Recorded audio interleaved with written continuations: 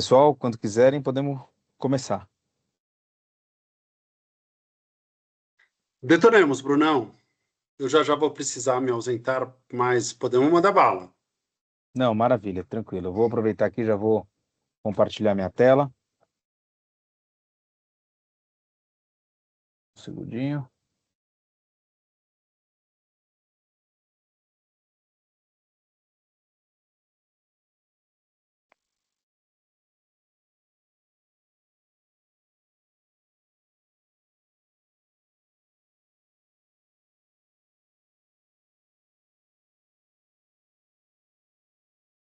Todos vendo? Maravilha. Vamos lá, pessoal. Aqui eu vou dar continuidade aqui à nossa apresentação, já entrando sobre as questões de extinção do contrato e modos de resolução de conflitos, tá? Que essa é uma parte mais final e mais técnica aqui da nossa apresentação especificamente. E aqui eu vou puxar também alguns aspectos e temas que são relacionados propriamente ao que foi falado até o presente momento, a questão de garantias, inadimplências em geral. E por quê? Porque muito dessas causas, desses temas que a gente vai tratar aqui, eles advêm da própria relação jurídica entre o poder público e o, o, o particular concessionário, seja pela falta da boa-fé entre as partes, seja por questões de natureza política, seja por dificuldades eventuais que venham a ocorrer, sejam por falta de interesse na continuidade daquele projeto, diferentes razões podem gerar as consequências de uma rescisão antecipada de contrato. E é isso que a gente vai tratar aqui. Mas antes de falar disso, logicamente que a gente tem sempre a hipótese da extinção do contrato pelo advento do termo. O que significa isso? Significa necessariamente que os contratos eles podem chegar à sua conclusão e ao seu fim pelo simples transcurso do prazo, no qual você tem o cumprimento das obrigações, ou mesmo que não haja o cumprimento das obrigações de parte a parte, você pode ter uma discussão posterior a isso, porém, aquela obrigação e o contrato se encerra pelo alcance do seu prazo, tá? Isso nos temas das concessões é um aspecto bastante novo até, especialmente quando a gente está falando aqui de concessões que vêm da década de 90, pós-lei 8987, em que elas estão se encerraram nos últimos anos e estão se encerrando nestes anos, né? Concessões de 25, 30 anos, 35 anos que estão se encerrando nesse momento. Então, esse é um tema bastante interessante. Fala assim, poxa, professor, mas o término contratual, o advento do prazo, ele simplesmente acaba a concessão e seja o que Deus quiser? Não, não necessariamente. Tem toda uma circunstância que envolve essa questão do advento do termo contratual e são circunstâncias relevantes de gestão da prestação do serviço público, por quê? Como eu falei na primeira aula, a despeito da escolha da concessão como meio pelo qual se presta um determinado serviço, a titularidade ela é estatal e o dever de cumprimento é estatal. Então, se aquela concessionária não está naquele momento prestando aquele serviço, caberá ao Estado fazê-lo ou quem ele eleger para tal. Então, esse elemento é muito sensível e relevante aqui, porque a partir do momento em que você tem o alcance do prazo, se não teve necessariamente um planejamento precedente para a assunção daquele serviço pelo poder público, ou para transferência daquele serviço para um outro particular ou mais de um particular, você pode haver um hiato na prestação desse serviço. E esse ato ele não é autorizado normativamente. Então, há muitas vezes a continuidade desses contratos por emergência, por extensão adicional ou coisa que o valha, simplesmente pelo fato de que não foi cumprido corretamente a lógica de planejamento anterior, ou por algum evento extraordinário aquilo não aconteceu no tempo e precisa de um tempo adicional para fins de que ocorra um novo processo licitatório, uma nova contratação ou que o Estado se prepare para tal. Então, esses elementos eles são bastante comuns. Então, o advento contratual não necessariamente significa como resultado o término da relação contratual e o início de uma nova relação contratual. Pode ser que isso não aconteça necessariamente nessa situação. Adicionalmente a isso, alguns elementos são importantes quando a gente fala de extinção de contrato.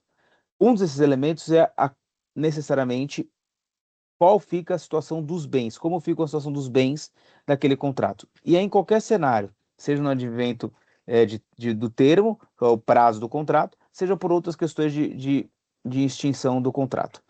Só um minutinho, gente. Eu estou sentindo um delay na minha imagem e eu vou trocar minha rede aqui só para ver se melhora. Só um segundinho.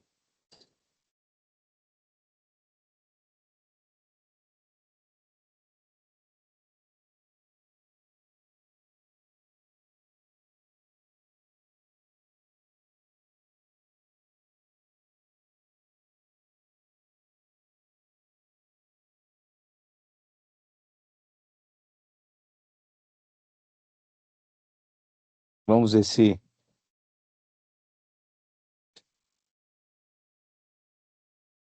Tá indo, melhora aqui as tá contas. tranquilo. Tá Para tranquilo? mim, Eu tá acho que o tranquilo. delay seja só para mim, talvez. Mas tudo bem. Talvez. Não Tá tem tranquilo. problema. Então vamos lá. A questão dos bens, tá? Esse é um ponto bastante importante também. De novo, tendo o dever de continuidade da prestação de serviço, é certo que muitos desses serviços são prestados por meio ou mediante aí a fruição de determinados bens, que são essenciais daquela prestação. Esses bens podem ser de diferentes naturezas. Pode ser desde uma rodovia propriamente dita, pode ser eventualmente um ônibus, um trem, pode ser computadores, ou material de informática de um modo geral, pode ser N circunstâncias que são objetos do investimento que foi feito naquela concessão e que são bens que ao final a gente chama de bens reversíveis. O que são esses bens reversíveis ou revertidos, né, quando é o final do contrato? São aqueles bens que deixam necessariamente o balanço e a contabilidade daquela SPE, daquela concessionária, que esses bens corretamente deveriam estar contabilizados como intangíveis pelo direito de uso daquilo ali, algumas coisas contabilizadas eventualmente como ativo, mas raras situações como tal, e passam a compor o patrimônio do poder público, diretamente como tal. E esses bens, caso venham a ser assumidos por outras concessionárias, eles novamente passarão a ser um direito de fruição sobre aqueles ativos. O elemento mais comum que a gente pode imaginar aqui, mais simplório, são, por exemplo, os aeroportos. O terminal, a pista, o pátio, toda aquela parafernália que envolve a atividade aeroportuária, quando ela deixou a Infraero e passou para uma concessionária, ela foi transmitida ali de uma empresa estatal que detinha quase que uma lógica de delegação, não era exatamente uma concessão, e passou por uma concessionária. E nós já tivemos um caso aqui, como o caso de São Gonçalo do Amarante, que já houve uma segunda transmissão desses bens, de uma primeira concessionária para uma segunda concessionária. Então ele sai do balanço de um e vai para o balanço da outra, para fins da prestação daquele serviço. Isso também ocorre na lógica de extinção do contrato. Fala assim, professor, alguns concessionários falam assim, o sujeito está me devendo, eu posso reter aqueles bens enquanto ele não me paga o que deve? Essa é uma pergunta que vem bastante bem. E da onde vem isso? Se você tem necessariamente, por exemplo, uma dívida e um imóvel e uma dívida atrelada àquela pessoa que é dentro daquele imóvel, você está na posse daquele imóvel, você pode reter aquele imóvel enquanto não se paga a dívida, por exemplo, dependendo de uma decisão judicial. Nesse caso, é possível? Aqui nós já tivemos diferentes circunstâncias. Como regra, não há possibilidade de você segurar o imóvel porque o serviço público tem que ser prestado.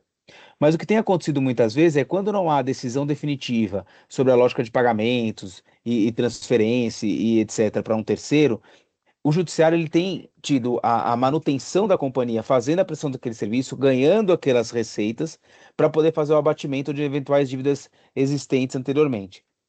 Desde que se mantenha o serviço público. Então, não é exatamente a retenção de um bem para forçar o sujeito a fazer o pagamento.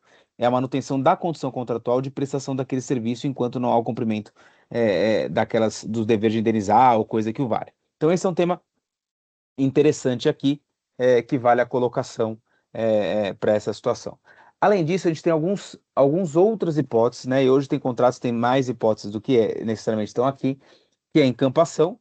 Eu vou passar uma a uma, né? Que é a término do contrato por interesse público, a caducidade, que é término do contrato por culpa do concessionário, a rescisão aqui, que é o término do contrato por culpa do concedente, a anulação, que é o término por uma ilegalidade que ou na licitação ou no próprio contrato que inviabiliza a sua continuidade, estabelecida aqui pela própria administração ou por terceiro, e a falência ou extinção da concessionária, que é uma hipótese aqui de quando há o sumiço da pessoa jurídica.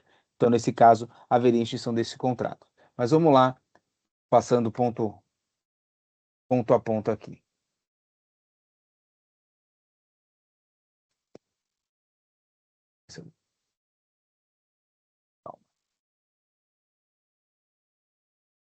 Muito bem. Aqui a questão da encampação, tá? A questão da encampação, ela é um ponto bastante interessante, e aqui eu vou trazer até o exemplo que o Fernando trouxe ao longo da execução da aula, que é a lógica da encampação branca, tá? E por quê? A encampação, ela é um método de retirada do contrato, é quase como uma lógica que a gente chama de encampação, porque é um ambiente contratual, mas poderia ser uma lógica de desapropriação. Só que a encampação, até, ela vai além e torna-se mais difícil até do que a própria desapropriação. Por quê? Porque a encampação, ela exige, para fins de mitigação do risco político e de arbitrariedade, que haja uma autorização legislativa para tanto. Então, para que você possa fazer uma retirada de um contrato por interesse público, para evitar que o executivo faça isso de forma arbitrária, há o dever da legislação de requerer ao legislativo uma autorização para executar a encampação previamente, para que você identifique, demonstre ao legislativo as razões pelas quais identificou-se aquele interesse público e ato contínuo, em resposta a essa situação, ele emita uma autorização legislativa que permita você encampar. E tem um segundo requisito bastante relevante, que é um requisito comum à retirada de direitos e retirada de imóveis, que é a, a, a pagamento da indenização justa e prévia. E aqui um entendimento bastante interessante. Quando ela fala em justa e prévia, eu não poderia recair na tentação de falar aqui por precatório. Porque se eu tenho que ter uma indenização justa e ela tem que ser prévia, eu não posso cair numa fila de precatório para receber no futuro algo que deveria ser pago previamente. Então, aqui tem dois elementos muito relevantes: pedir autorização legislativa e pagamento de justa indenização prévia. O que faz com que muitas vezes o poder público force a mão para que não seja uma encampação, para que seja qualquer outro tipo de natureza. Ou uma resilição. O que é resilição? Que é o interesse comum das partes de rescindir previamente o contrato. Essa hipótese não consta necessariamente da legislação, mas ela hoje já consta de muitos contratos administrativos, contratos de concessão, onde as partes chegam ao comum acordo que não dá para seguir mais. Então você tiraria essa questão da legislação prévia, da autorização legislativa prévia e da justa e prévia indenização, e você traz uma hipótese agora de término antecipado do contrato. Isso tem acontecido, por exemplo, como nas hipóteses da SESEX Consenso ou outras, como aconteceu na BR-040. E aqui você tem também uma situação, que é essa situação da encampação branca, que é o poder concedente, ele força, ele arrocha tanto a prestação do serviço, ele começa a aplicar penalidades, ele para de pagar indenização, de pagar reequilíbrios, ele começa a forçar a mão na verificação da prestação daquele serviço, e que torna aquela atividade quase que impossível de ser feita, e começa a ter um nível de penalidade sobre aquela natureza. E com esse nível de penalidade sobre essa natureza, ele estabelece um processo de caducidade. E esse processo de caducidade, ele vai ter uma razão ali pela qual eventualmente ele está dizendo, mas no final do dia isso é um caso de encampação branca.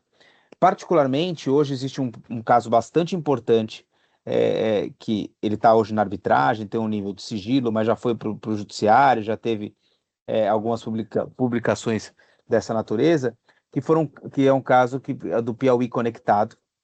Ele tem matérias na mídia que estão colocando aí, que foi exatamente essa descrição de quem defende e a descrição do Estado de que o sujeito descumpria. Mas no final do dia, era um pouco dessa lógica nesse sentido. Mas tem aí algumas situações em que se tenta barrar essa situação dessa encampação branca quando você descumpre procedimento, tá?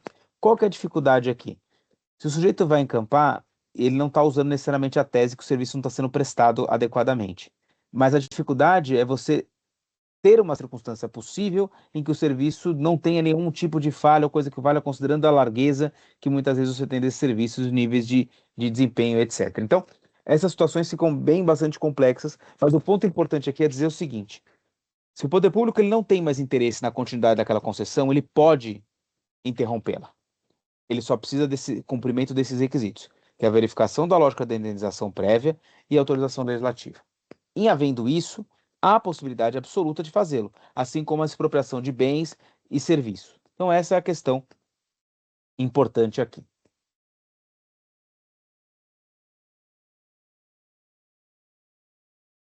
Agora, indo para o caso especificamente de caducidade. O caso de caducidade, ele é um caso que exatamente a lógica que eu já mencionei aqui anteriormente, que é por culpa do concessionário. Só que, logicamente, que o legislador ele tem a consciência, ou teve a consciência, quando do momento da constituição da lógica de caducidade, que ele não poderia também fragilizar o processo, fragilizar o procedimento a ponto de se tornar muito fácil para o poder concedente declarar a caducidade. Então, foi estabelecido na lei alguns requisitos precedentes. O primeiro requisito é o que a gente chama de período de cura. O que é o período de cura? A partir do momento que o sujeito que está descumprindo o contrato por uma cláusula, uma condição muito relevante, recebe uma notificação para dizer o seguinte: olha, isso que você está fazendo aqui é muito relevante, é bastante prejudicial à prestação do serviço, e em razão dessa natureza, provavelmente eu vou instalar um processo de caducidade. Então, você tem um período aqui de 30 dias nessa circunstância para que você possa necessariamente reverter as condições dessa penalidade e restabelecer condições que impeçam a continuidade da caducidade. Então, esse é um ponto muito interessante, é a possibilidade de cura, que pode ser inclusive maior do que necessariamente esse período, caso seja assim necessário. Um segundo elemento importante é o próprio procedimento em si. Para se instalar um procedimento, você tem que instalar com essa notificação que dá esse período possível de cura, e você instala um procedimento administrativo no qual o sujeito tem que demonstrar ali o descumprimento daquele serviço e a incapacidade de recuperação daquilo e retomada desse serviço. Então, essa situação, essas duas situações somadas, geram necessariamente aqui uma regra de procedimento bastante mais rígida e importante, previamente à própria aplicação dessa caducidade. Então, essa situação ela é bastante sensível, esse procedimento ele é bastante rígido, ou deveria ser-lo, para que impedisse essa lógica de caducidade de uma forma mais simples e arbitrária. Deveria prever, portanto, ampla defesa, contraditório, a demonstração efetiva, de quais são as causas que já gerariam esse descumprimento dessa caducidade, para que se chegue nesse ponto. Adicionalmente a isso, é importante considerar também que deve ser feita a apuração da indenização. Poxa, professor, mas se eu tenho culpa, por que eu tenho indenização? Porque você pode ter sanções específicas, você pode ter aplicações de penalidade, a verificação do potencial dano causado, porém, podem ter sido feitos muitos investimentos, e muitos investimentos que demoraram um longo prazo para ser amortizado. E aqui vale o princípio da vedação e enriquecimento sem causa do Estado. O Estado ele não pode se enriquecer sem necessariamente ter uma causa para isso. Então, se o sujeito fez um investimento importante, esse investimento não foi amortizado, ele tem o direito a ser amortizado desse investimento. Abatidas multas, abatidos os prejuízos e danos causados, ele tem o direito àquela indenização. Então é importante também que nesse processo se apure efetivamente aí valores dessa natureza. Mas aqui tem um ponto importante. A questão da discussão da indenização ela não pode ser necessariamente um impeditivo à caducidade, um impeditivo à retomada do serviço. Porque aqui tem um ponto, aqui o descumprimento contratual, em regra, ele deveria ser suficiente e prejudicial à prestação do serviço em si, que é o objeto final e último do contrato. Então, se eu permitisse fazer uma retenção desse contrato enquanto não paga a indenização, significaria dizer que eu estaria prejudicando a prestação do serviço público e ao usuário. E isso não é autorizado na legislação. Então, essa situação ela é importante e tem que ser tratada por quê? Porque pode ser discutido, seja em arbitragem ou no ambiente judicial, o quantum da indenização, mas não necessariamente impedir a rescisão do contrato e a retomada pelo poder público, se assim é necessário que seja. Tá?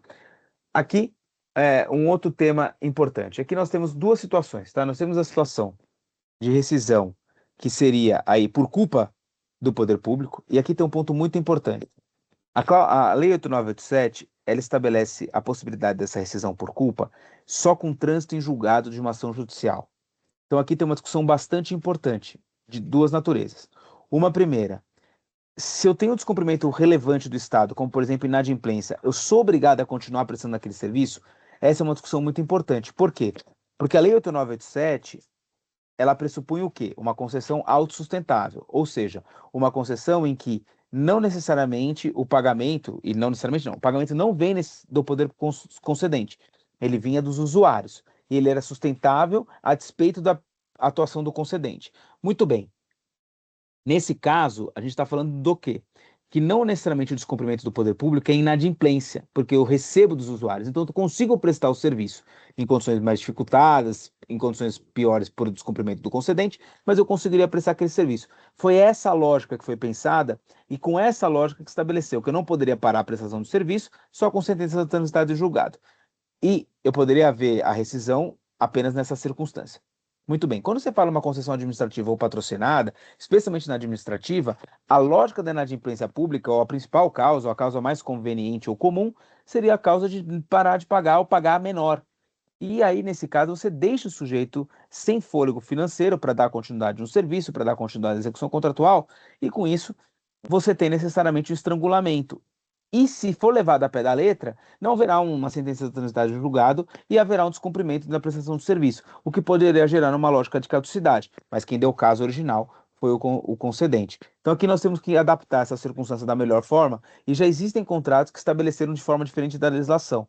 Pode-se entender que ele é ilegal, etc., mas já existiram situações de suspensão da prestação do serviço ou a continuidade desse fato. Então esse é o caso de rescisão, que é o caso de rompimento aí por descumprimento por parte do poder público. No entanto, o termo rescisão, ele acompanha também, ele é gênero da possibilidade de resilição, que é essa questão de ser de comum acordo das partes, o término contratual antecipado. Isso pode acontecer por diferentes circunstâncias. Pode acontecer porque, de fato, não há mais interesse, pode acontecer porque aquele serviço deixou de existir. Como assim, professor? Um exemplo, telefonia pública comutada, né? Telefonia de fio, ou vamos dizer que tivesse uma concessão só de orelhões. Quem mais usa orelhão? Qual a necessidade disso? Então poderia se chegar a uma conclusão que aquele serviço caiu em desuso, não haveria mais interesse na continuidade daquele contrato. Então, essas circunstâncias, elas podem gerar uma situação dessa natureza. Além disso, ainda previu algumas situações específicas de saída do privado quando há um descumprimento efetivo antes da prestação do serviço.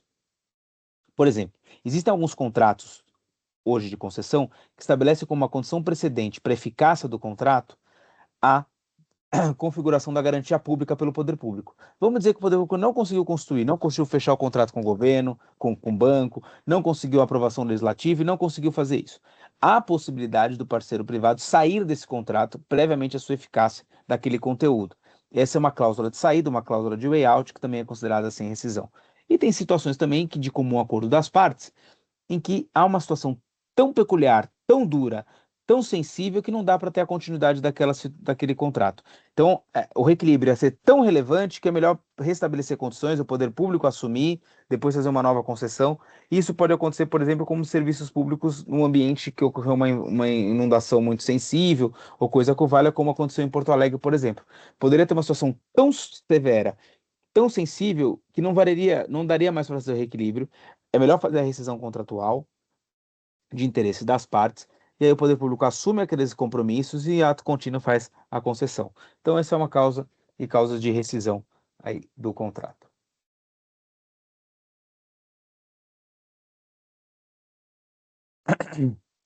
Pessoal, se tiver alguma dúvida, fiquem à vontade, tá? Para me interromper, levantar a mão aqui e eu respondo.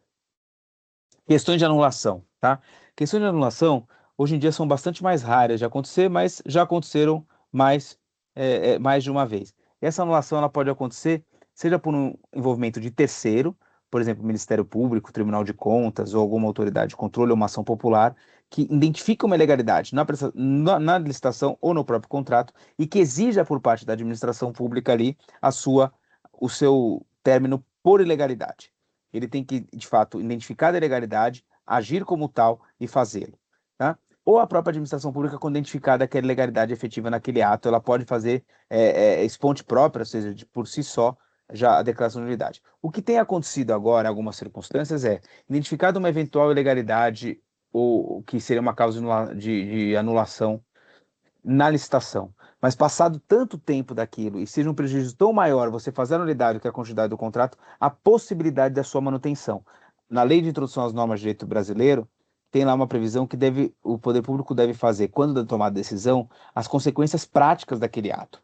E muitas vezes a consequência prática desse ato vai ser tão prejudicial à administração que não justifica. Teria como uma lógica de convalidação daquele ato, que é a sua manutenção ou sua estabilização pelo prazo ou pela necessidade de manutenção daquele contrato.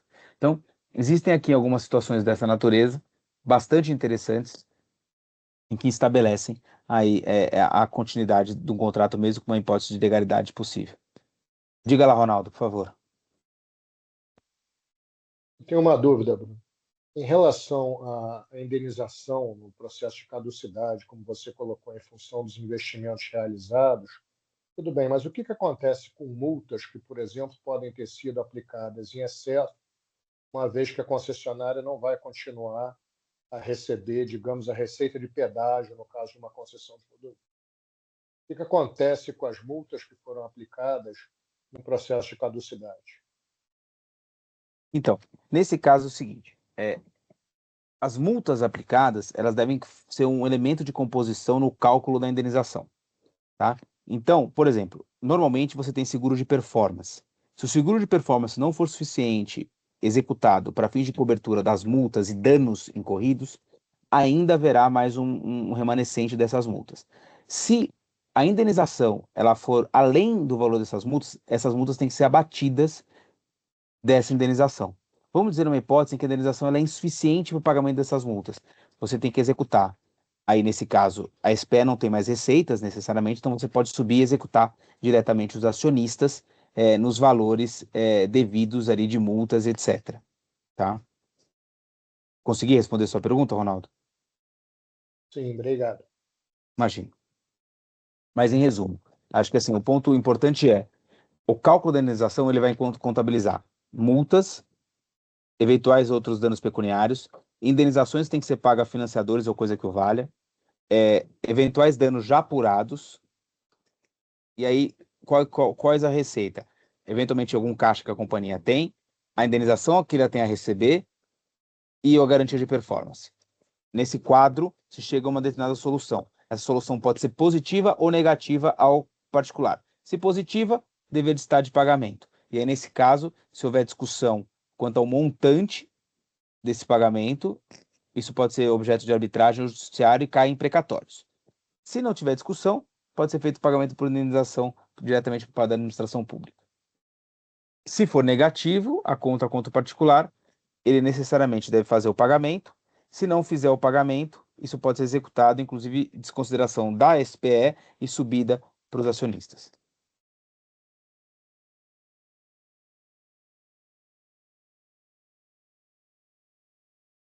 Aqui, só fazendo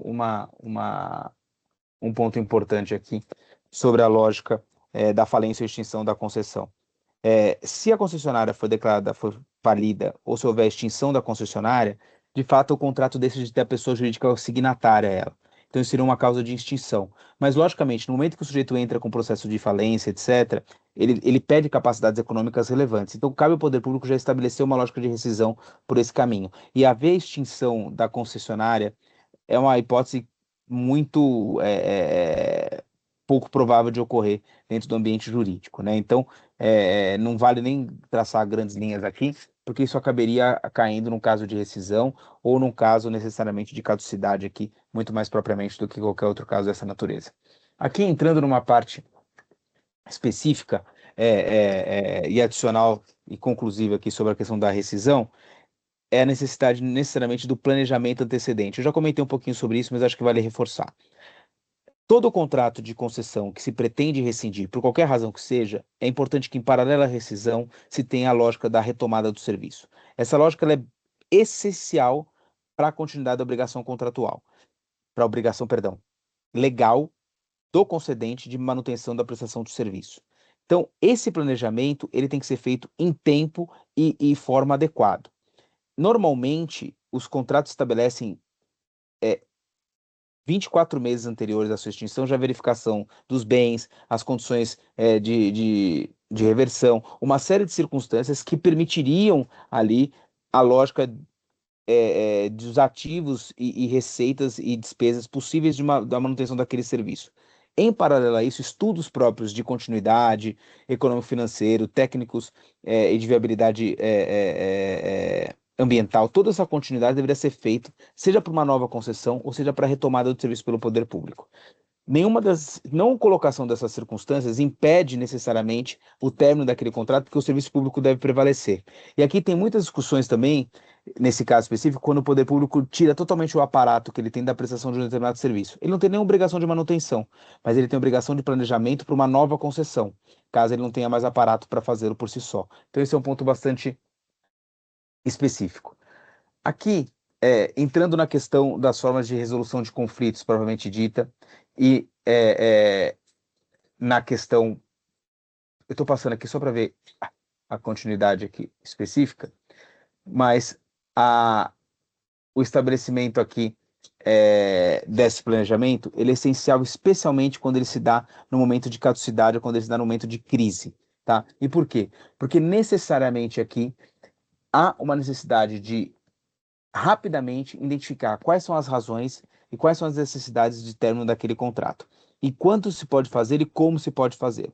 E aqui a gente tem uma previsão bastante interessante na legislação, que é a possibilidade da intervenção do poder concedente ou da nomeação do interventor pelo poder concedente no momento em que a concessão está em crise. E aqui é um elemento bastante sensível, por quê? Porque se tem a premissa, a legislação ela pressupõe que, havendo uma companhia existente, havendo um caixa, havendo receitas possíveis, havendo a capacidade técnica adequada de gestão daquela companhia, é a possibilidade de manutenção ou recuperação da prestação daquele serviço. Então, quando se identifica uma situação de crise bastante sensível, cabe ao poder público identificar como que ele melhor atende ao interesse público, não esquecendo que o interesse público principal de uma concessão é a prestação do serviço público, é o atendimento do usuário. É muito mais do que ter o melhor retorno potencial, é ter a melhor instrumentação para isso, ou ter o melhor formato contratual. Então, olhando para a premissa da prestação do serviço, a legislação trouxe, olha, talvez seja melhor, poder público, você nomear o interventor, entrar no lugar da administração, retirar aquelas pessoas e gerir aqueles bens e aqueles ativos, gerir aquele contrato por uma nova administração, do que você estabelecer um processo de discussão e um processo de controvérsia que pode deixar com que o serviço público deixe de ser prestado. E aqui a gente pode estar falando de serviço público absolutamente essencial, como hospital, como escolas, como iluminação pública, como coleta de lixo, como transporte de pessoas, questões que não podem descontinuar nunca e não podem descontinuar de forma contínua, porque isso pode gerar uma premissa bastante sensível dessa natureza. Então, a lógica de preservação da companhia, a lógica de preservação da concessão, pode estabelecer essa intervenção e pode estabelecer agora o que a gente tem trabalhado como a lógica de relicitação ou essa questão de consenso para restabelecimento ou quase como uma venda assistida daquela concessão. O que significa isso? Existem casos hoje em que há uma possibilidade de intervenção, ou mesmo que não ocorra necessariamente a intervenção, a possibilidade de necessariamente o poder público fazer com que obrigue ao concessionário, antes até de que as sanções fiquem tão sensíveis, antes até de que se estabeleça a caducidade, que ocorra essa intervenção e ocorra a venda forçada daquelas ações, a venda forçada daquele ativo, para que um terceiro possa assumir aquela companhia e seguir na prestação do serviço público, reconhecendo que o problema daquele serviço público não está necessariamente na questão do equilíbrio econômico-financeiro ou necessariamente em algum elemento específico, mas sim na própria gestão daquela administração especificamente considerada. E aqui tem um ponto muito importante também. A lógica da sanção e a lógica da caducidade, ela também não pode estar atrelada a uma culpa que é causada pelo próprio concedente.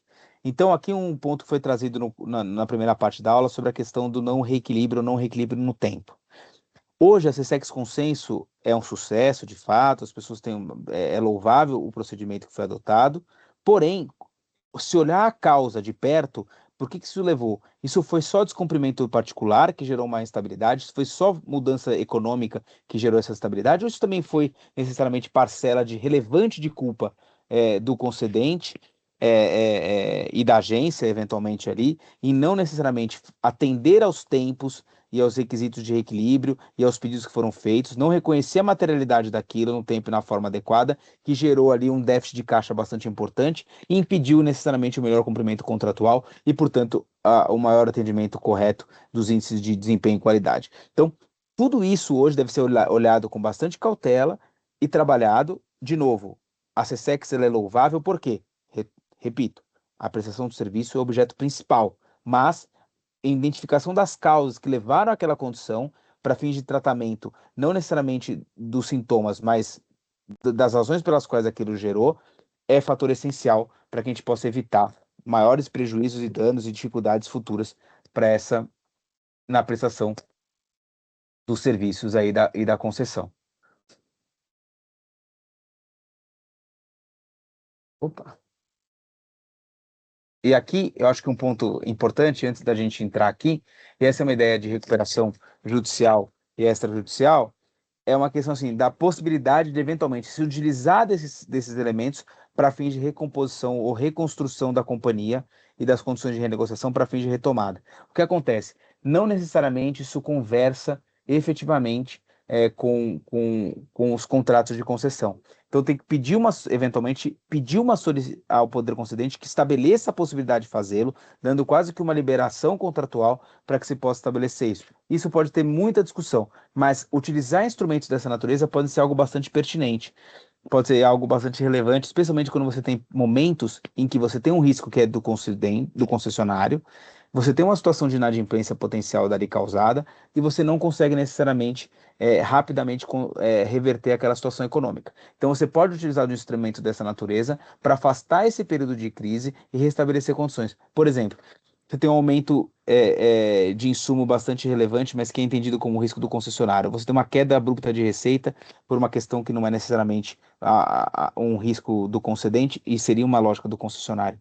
E você tem que compatibilizar essas situações. Esses elementos eles podem ser utilizados sim para contornar uma lógica de crise e contornando uma lógica de crise você suprir esse período de dificuldade contratual e suprindo esse período de dificuldade contratual, restabelecer as condições e manter a prestação de serviço público adequada.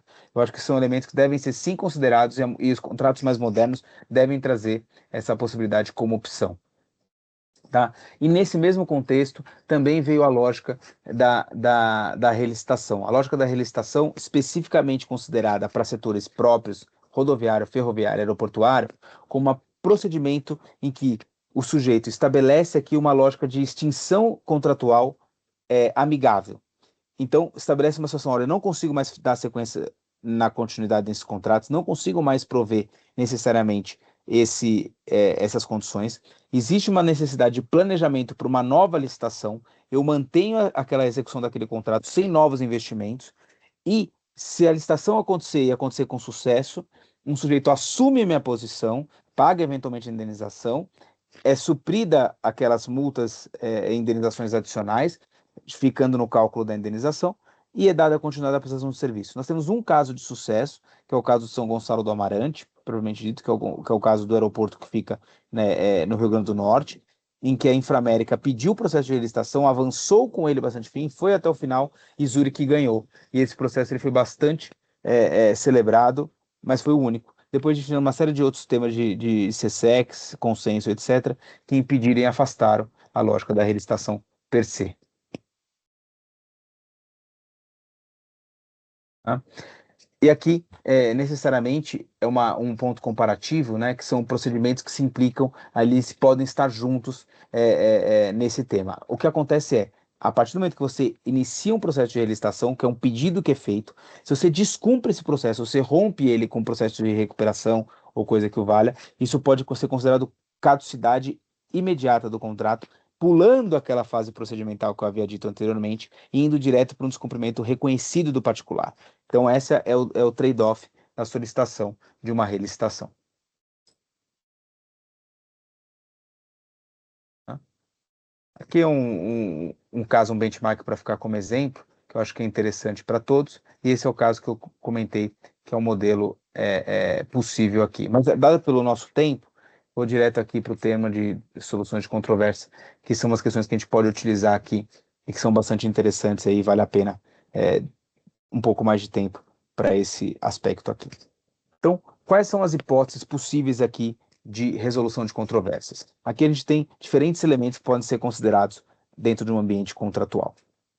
Primeiro, é lógico que tratativas negociais, elas são sempre o elemento inicial mais sensível e pertinente para todos. É a busca da resolução de eventuais controvérsias sem necessariamente o estabelecimento de uma disputa propriamente dita entre partes. Tá? Nesse ponto aqui, a questão negocial, a tentativa e a tratativa negocial, ela é elemento substancial de uma relação jurídica de longo prazo e de uma situação contratual estabelecida. Não necessariamente aqui há uma previsão para tal. Isso é da natureza das relações jurídicas e humanas Então, essa tratativa negocial, ela pode ser posta aqui com bastante clareza. Um segundo elemento já envolve uma terceira composição. Uma terceira composição que é uma composição de mediação. Essa mediação, ela pode ou ser não regulamentada. O que eu quero dizer com isso? O que é a mediação? É trazer um terceiro elemento que ele vai observar argumentações e fundamentos de parte a parte e, a partir daí, tomar uma decisão que pode ou não ser adequada, pode ou não ser cumprida, pode ou não ser assumida pelas partes. A mediação, ela não é, por regra, um elemento impositivo. Ela é uma lógica de quase uma tratativa negocial em que se traz um terceiro que está distante daqueles temas, propriamente dito, distante do ambiente de disputa, para se tentar chegar em algum caminho, que não necessariamente precisa ser a concessão de um direito a um ou a outro, mas pode ser um ambiente intermediário, em que se tenta chegar a uma solução sem que se instaure efetivamente uma lógica de controvérsia.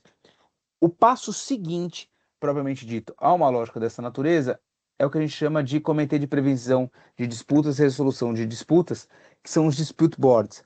Aqui ele vai um pouco além da lógica da mediação propriamente dita. Aqui você já tem necessariamente o estabelecimento de uma comissão capaz de tentar resolver determinadas disputas, e aquela decisão ela pode ser considerada contratualmente, vinculante ou não. Aí depende da adoção daquele processo. Não estamos falando ainda de um processo arbitral, não estamos falando aqui necessariamente de uma lógica de judicialização, mas de um ambiente, um ambiente de resolução de uma disputa, utilizando de terceiros, que podem ter características específicas técnicas, econômicas ou jurídicas, e eles vão tomar uma decisão baseada na apresentação dos argumentos e na apresentação dos pleitos de parte a parte.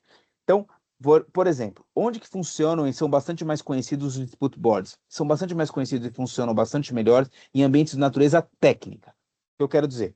Você tem uma disputa técnica entre partes, entre o concedente e o concessionário. Qual a melhor solução daquilo? Uma solução já pré-existente, eventualmente considerada, ou uma solução que foi trazida de eficiência, potencialmente de parte a parte. Com base nisso, ou, um outro exemplo, uma solução que já foi trazida e o poder concedente, por exemplo, entende que aquela solução não atende aos requisitos originais do contrato, não atende a eficiência que se buscaria com aquele contrato. Neste caso específico, se chama, por exemplo, um técnico, um engenheiro, alguém que tenha uma capacidade reconhecida de identificação daquela disputa, e identifica se de fato há argumentos suficientes para se chegar a uma solução de razão, de parte a outra parte, sem que você tenha que instalar necessariamente uma arbitragem, um procedimento específico, mas que pode ser tecnicamente chegar àquela solução. Isso pode também se dar no ambiente jurídico, uma disputa de cláusula, uma interpretação específica de cláusula de parte a parte, que se poderia chegar a uma solução. E se traz aqui necessariamente alguém que venha a trazer aquela resolução e venha dar uma saída para isso. E assim também com o ambiente econômico. Qual que é a diferença daqui para a arbitragem propriamente dita? Aqui na lógica do dispute board, você tem uma situação especialmente de não necessariamente ter uma adoção obrigatória daquela solução. Próximo à lógica da mediação, em que você tem alguém que tenta trazer uma solução mediada, ou seja, negociada entre partes, aqui no dispute board ele dá um passo além. Não é necessariamente negociada entre partes. Ela é uma solução que busca atender uma melhor característica de conteúdo técnico, econômico, jurídico para aquela solução, que pode ser um ambiente mediado, mas que necessariamente se daria numa resposta de natureza técnica, que aderiria a melhor a uma parte do que a outra, eventualmente. E aqui, o que se tem de grande diferença da lógica da arbitragem é a questão da possibilidade ou não dessa decisão ser vinculante. Você pode estabelecer uma lógica contratual em que o dispute board não seja necessariamente vinculante, em que, se a parte não concordar com aquela solução do dispute board, ela pode ainda levar a disputa à resolução de controvérsia formal.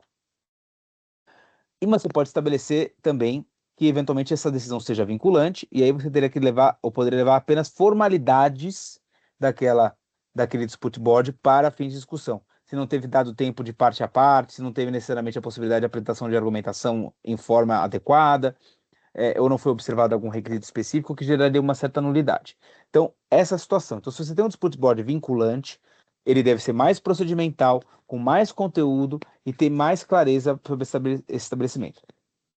Se não, ele pode ser quase com uma lógica mera de aconselhamento, e ele pode só ser até prejudicial, porque ele afastaria muito a solução de uma controvérsia que pode ser muito relevante. Então, algum investimento que ser feito naquele momento, alguma coisa necessariamente assumida naquele ponto, ele é afastada no tempo, caso o dispute board não seja vinculante, mas seja precedente à arbitragem. Então, tem que se tomar muito cuidado, porque pode ser um elemento bastante positivo, mas pode ser um elemento bastante negativo, a depender da situação que é adotado, do conteúdo que é adotado. Ele pode ser patológico ao contrato, ele pode ser danoso ao contrato, ou ele pode ser proveitoso ao contrato. Então, a forma como se estabelece as condições, em sendo vinculante, não sendo vinculante, o procedimento ou não procedimento, a sua necessidade de assunção ou não assunção, pode ser algo muito relevante para fins de determinação propriamente do contrato.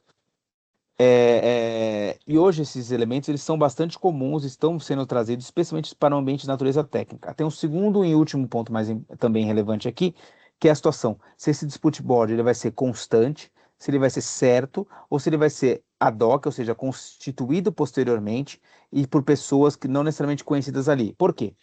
Se você estabelece o dispute board como um elemento antecedente à arbitragem, ou ao judiciário, e necessariamente tem que passar por ele, a disputa de quem vai ser necessariamente o sujeito presidente daquele órgão de disputa já pode ser uma controvérsia. E aí você pode também criar uma cláusula que você não tem saída para ela, a não ser ir buscar uma saída judicial ou arbitral só para resolver quem vai ser o sujeito escolhido para participar do dispute board. Então, o que tem que ser estabelecido hoje é, já no começo da relação contratual, onde todo mundo está bem, estabelecer uma lista de pessoas e uma lista de termos e condições próprias daquelas pessoas assumirem aquela resolução daquela disputa, para que você não tenha necessariamente uma controvérsia nesse estabelecimento, neste momento, e simplesmente haja um caminho para se chegar. Ou você já tem nomeado alguém, ou deixa uma lista de pessoas nomeadas e um procedimento de nomeação que não necessariamente se torna um impeditivo da sua ocorrência. Esse também é um elemento importante. E aqui, indo já para o modo de resolução de disputa, propriamente dito, há um estabelecimento que é importante, que é um estabelecimento da próprio rito e da possibilidade de arbitragem. Aqui um ponto relevante que deve ser considerado é a questão do cabimento ou não da arbitragem. Acho que essa é uma situação já superada, a legislação foi alterada para trazer especificamente a possibilidade de utilização da arbitragem, mas ela traz ainda um elemento relevante, que é a questão de serem direitos disponíveis, qualificação disso. Então, disputas financeiras, disputas por reequilíbrio, disputas por natureza técnica, elementos que podem ser trabalhados e podem ser disponíveis pelo poder público, ou seja, ele poderia ter aceitado aquilo sem que necessariamente estabelecesse uma controvérsia, ele tivesse capacidade de identificação e abrir mão daquela situação, desde que devidamente motivado e justificado, entendido por correto, poderia ser objeto de uma arbitragem. Então, isso já foi trabalhado em lei, a legislação já está certa sobre esse assunto, e agora o que precisa necessariamente é ser trazido a condição e o conteúdo próprio de arbitragem nos contratos de concessão. E esse é um elemento bastante relevante. Por quê?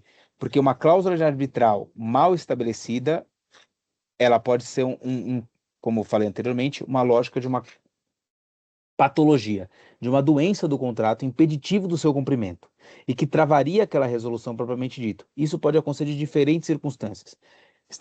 Não havendo estabelecimento de câmara arbitral pré-estabelecida, ou de regimento a ser cumprido, ou não estabelecimento de procedimento de escolha dessa câmara com clareza, deixando ela só uma parte, sem a possibilidade da outra parte fazê-la, tudo isso pode se tornar um elemento de não ocorrência. Então, vamos pensar uma situação em que você não tem uma câmara arbitral pré-estabelecida, ou número de árbitros, ou cumprimento de determinado regulamento, e você tem uma situação em que uma parte estabelece a controvérsia, entende da controvérsia, a outra nega aquilo e não quer fazê-lo. E essa outra que tem o poder de nomeação e o poder de estabelecimento da Câmara, se ela simplesmente não o faz, não é possível seguir em frente. Aí eu falo assim, puxa, eu vou ter que entrar com uma ação judicial, cautelar, discutível, para saber quem que pode estabelecer ou forçar a outra parte a estabelecer uma câmara arbitral ou estabelecer prazo para que ela o faça. Então isso já pode gerar um tempo e uma demanda tão relevante que você não enfrenta um problema que pode ser sensível e essencial à continuidade do contrato. Isso gera quase que um término forçado da execução contratual, por uma patologia dessa cláusula. Então é muito importante estabelecer, ou desde logo no contrato, uma câmara, e aqui um ponto interessante, né? Se discutia no passado se a nomeação dessas câmaras sem processo licitatório poderia ser feito, porque o poder público está envolvido, então toda escolha deveria ser ter mais de uma câmara possível, porque escolher aquela e não outra. Alguns poderes públicos simplesmente passaram por cima e estabeleceram as suas câmaras devidamente, como lógica de reconhecimento, como lógica de dispensa ou inexigibilidade de licitação, e se seguiu dessa forma. Alguns, como o Estado de São Paulo, não estabelece pressupostamente a Câmara, mas estabelece critérios de diretrizes claras de nomeação dessa Câmara, mediante a participação das partes, estabelecendo um procedimento que não seja patológico para isso. Então, cada um estabelece de uma forma específica critérios dessa natureza.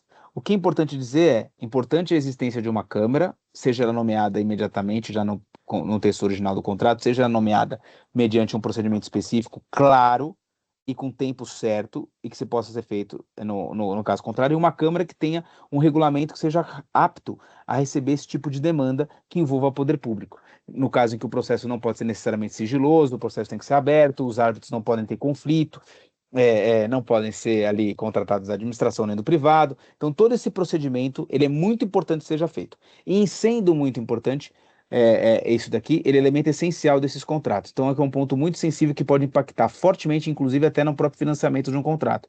Se você tem uma lógica de um procedimento arbitral mal formulado, patológico, é possível que o financiador olhe para aquilo e decida não seguir. Por quê? Porque é parte da meio de pagamento de um financiamento, eventual indenização devida que venha a ser obtida no ambiente de um processo de resolução de disputas. Então, se ele não tem confiança naquilo, ou se ele entende que não é caso de judiciário, mas tem uma cláusula arbitral mal feita, ele pode simplesmente negar o financiamento, porque ele fala, olha, não tenho confiança na estruturação desse contrato ou na resolução de disputa. Pode ser que chegue no momento que não seja possível resolver. Isso não é possível resolver, não vai ter indenização. Se não é possível ter indenização, eu não vou fazer o financiamento porque eu não vou ter necessariamente a lógica de pagamento garantido para mim, mesmo na hipótese de controvérsia especificamente consideradas. Então, esse é um ponto muito importante para isso. Além disso, nós temos questões aqui relevantes que vão além do procedimento, que são questões que se impactam no próprio contrato. O que vai e o que não vai a essa arbitragem. E aqui o que normalmente se vai à arbitragem são cláusulas de reequilíbrio, cláusulas de ressarcimento, cláusulas de disputas de deveres ou obrigações cumpridas ou descumpridas, que vão levar a isso. E aqui um ponto muito interessante. Como eu falei anteriormente, na questão da rescisão do contrato por culpa do concedente, perdão. Lá na legislação fala sentença transitada em julgada. Seria aí uma decisão arbitral fazer às vezes uma sentença? Existem posições diferentes na doutrina. Particularmente, eu entendo que sim, ela tem essa função, ela é uma forma de resolução de disputas, e a sentença ali tem que ser lida como forma admitida juridicamente como resolução de disputa impassível de recurso. Então, faz bastante sentido que seja dessa forma. E aqui um ponto interessante, né? Tem uma arbitragem hoje bastante relevante, que ela fala sobre reequilíbrio de contrato e hipóteses de indenização, que é contra o Estado de São Paulo, ela está aqui trazida, né? Que é atrás nas obras de contorno de Caraguatatuba e São Sebastião, que são elementos de uma arbitragem de São Paulo contra a Tamoios. Isso está aberto, tá? Essa é uma arbitragem pública, ela está disponível todas as decisões e peças no site da Procuradoria do Estado de São Paulo. Ele teve uma coisa muito interessante que foi, tendo uma situação em que houve um reconhecimento do dever de reequilíbrio, mas não foi definido o seu quantitativo, o seu quantum, na hipótese da arbitragem definir o seu quanto como ela definiu, isso deve ser pago sem precatórios, porque isso é uma indenização necessária e suficiente para a continuidade daquele contrato. Então, esse é um elemento muito relevante que foi estabelecido numa decisão arbitral já definida e que deve ser considerada aqui como elemento importante. E aí, quando se fala de arbitragem, também se fala de hipótese da utilização do judiciário nessas situações, para medidas cautelares, para preservação de direitos, para fim de execução de sentença arbitral, mas exclusivamente para isso. Neste caso em que tem arbitragem, só cabe o judiciário nessas hipóteses, você não pode escolher uma coisa ou outra. E aqui a gente tem situações bastante ruins. Existem contratos de concessão em que tem cláusula arbitral, em que o concedente, contrariado com aquela decisão, contrariado com aquela cláusula arbitral, levou isso para o judiciário. E aí é um ponto muito sensível. Por quê? Quando ele leva para o judiciário, ele leva para o judiciário o Tribunal de Justiça do próprio Estado. E muitas vezes ele é o próprio concedente. É a relação muito próxima dessas partes. e que gera algum tipo de insegurança jurídica bastante relevante. Nós temos casos assim hoje que estão no STJ em que há discussão se cabe a competência arbitral ou judicial, e é uma coisa que tem que ser decidida no STJ. Isso gera bastante insegurança jurídica aqui, como eu falei, para todos os concessionários, porque o financiador olha esse tipo de coisa. E se aquele concedente tomou aquela atitude naquele caso, por que ele não vai tomar no outro caso? Então isso gera bastante instabilidade e insegurança jurídica. Opa. E aqui, para terminar aqui a nossa aula, um último tópico é a questão da resolução de disputa pela via judicial. Aqui, particularmente, todos nós aqui temos algum nível de conhecimento do judiciário e algum nível de conhecimento dessas suspensão dessas controvérsias no ambiente judicial. Aqui tem temas interessantes. Tem temas que são de judiciário de primeira instância, quando se fala de reequilíbrio, de controvérsias aí, de ações de conhecimento, mas muitas vezes, se são ações de legalidade, cabem lógicas de mandado de segurança. E aí, olhando o concedente, se for um secretário de Estado ou o próprio governador, direto no Tribunal de Justiça. Então, essas lógicas de definição de competência, quem olha o quê, são muito relevantes. Por exemplo, professor, por que necessariamente deixou-se de pensar no judiciário e se pensou-se mais na arbitragem para contratos de concessão? Acho que são dois elementos bastante importantes. Um primeiro elemento é a questão da tecnicidade de quem resolve aquela disputa. Isso é um ponto muito sensível. Os árbitros são mais preparados que os juízes? Não necessariamente, mas os árbitros eles podem mais ser especializados naquele assunto, mais do que os juízes, que enfrentam diferentes e muitos assuntos na sua vara ali de competência. Então, muitas vezes você consegue eleger árbitros que não têm necessariamente formação jurídica, que têm formação técnica, formação de engenharia, etc., para julgar uma determinada situação, uma determinada controvérsia, e com muito mais capacidade específica naquele ponto do que necessariamente um juiz. E aí, quando o juiz precisa de um técnico especialista, ele tem que se socorrer do apoio das perícias judiciais, e que não necessariamente também tem um nível de qualificação que se pode buscar quando se fala de uma perícia arbitral, que tem mais flexibilidade de identificação de empresas do que necessariamente pessoas específicas para serem auxiliares do juízo. Esse é um primeiro elemento bastante relevante. Um segundo elemento bastante relevante é a questão do tempo. Esse já está deixando de cair um pouco por terra. Já a arbitragem, tem muita arbitragem no Brasil, poucos árbitros necessariamente, e as arbitragens já estão levando grandes prazos e tempos. Então, essa questão do tempo propriamente dita é uma questão que não necessariamente tem se atendido vis-à-vis ao judiciário. Ainda é mais curto, sem dúvida nenhuma, mas ainda já não é tão célere assim. Mas não tem a hipótese de ser célere a arbitragem? Tem sim. Existe a possibilidade, em algumas câmaras prevêem árbitros de emergência. Então, esses árbitros de emergência são árbitros que podem ser nomeados um único árbitro, mesmo sendo um tribunal de três. Esse um único árbitro ele vai tomar uma decisão específica sobre um tema urgente que venha a surgir naquele ponto e ele decide quanto àquela emergência, quase como uma medida cautelar ou uma liminar específica para a arbitragem.